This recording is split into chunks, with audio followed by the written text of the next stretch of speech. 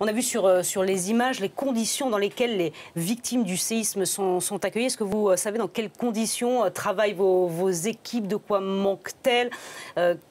Comment peut-on les aider, peut-être, nous, d'ici en France? Alors, on peut toujours les aider parce que je pense que ce qui va se passer, c'est les besoins, on les identifie aujourd'hui, mais en fait, c'est demain et après-demain que ça va être compliqué. Non, si on voit ces images. On a besoin à peu près de tout, mais je pense qu'on a surtout besoin de pouvoir circuler, et là, on ne peut pas faire grand-chose d'ici.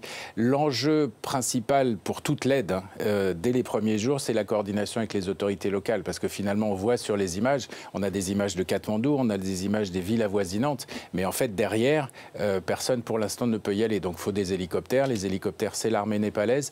Moi j'ai l'impression qu'on se retrouve un peu dans la situation dans laquelle on était au Pakistan, au Cachemire. Il y a eu un tremblement de terre comme ça aux dizaines d'années. Et l'aide humanitaire internationale vient en appui des autorités locales qui sont les seules à pouvoir se déplacer dans le pays.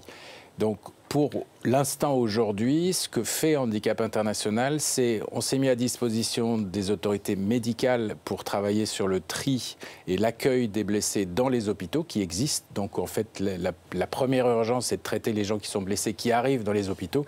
Et puis petit à petit, des systèmes vont se mettre en place pour aller chercher les gens de plus en plus loin. Et vous avez lancé un appel aux dons très rapidement. Peut-être que les téléspectateurs de BFM TV seront sensibles à cet appel. Bien entendu, je pense que il faut arriver dès aujourd'hui, pendant qu'on en parle, pendant qu'il y a une vraie sensibilisation, à constituer des réserves parce qu'on est au Népal tous pour des semaines, voire des mois. C'est un petit peu ce qui se passe dans toutes les catastrophes naturelles. Ce qui est important, c'est de continuer à être présent pour aider les gens, pour les suivre, parce qu'on parle des blessés, on parle des morts, mais il y a aussi énormément de blessés.